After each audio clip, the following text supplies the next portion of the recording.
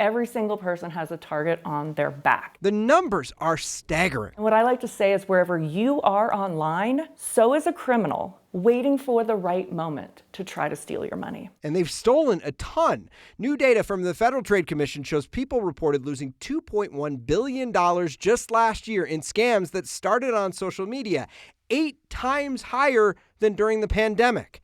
The leading source? Facebook. There's millions and millions of people who are on Facebook. And there's a perceived notion that it's a place that you can go to for trusted information. And we just know through the data and through the reports to the helpline that that is just not true. Amy Nofziger runs the AARP's Fraud Watch hotline, often one of the first places victims call for help. We asked her for the top 3 social media scams she sees. She says fake ads are currently the biggest problem. If there's sunglasses at bargain basement prices, do not click on that link. Next, investment scams, people posing as experts in crypto. That's not how experts reach out to you. They're not reaching out to you via social media. Celebrity imposter scams, also big on her list. Perhaps, you have a favorite singer and you're in their fan page and you write, "Great show last night." What we're hearing from victims is then they're getting a DM pretending to be that singer, that celebrity, or even their manager saying,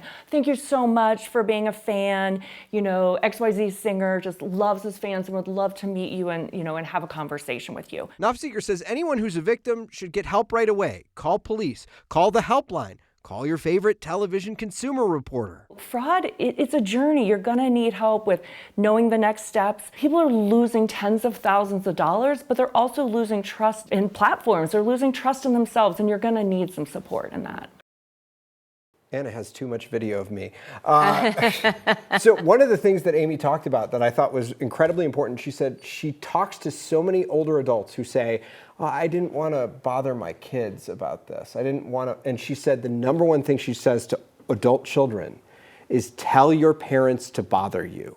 Tell your parents you can always text me, it's okay. And I thought about that this weekend because my mom had been watching some of the reels and things that I've posted about the scams that came out last week. Yeah. And she got one of those you have a court fee text messages, and she said, "I knew not to click that because of you."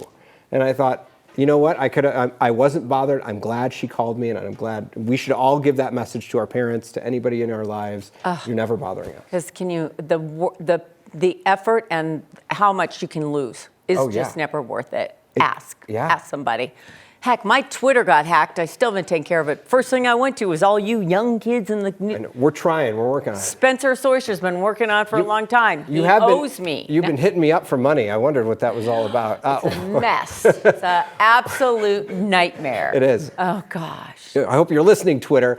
So one of the best things that you can do to avoid being scammed, by the way, go to your privacy settings on your Facebook or any profile and limit who can see your posts. It gives the criminals less to work with if they're going to try to get to you. Okay.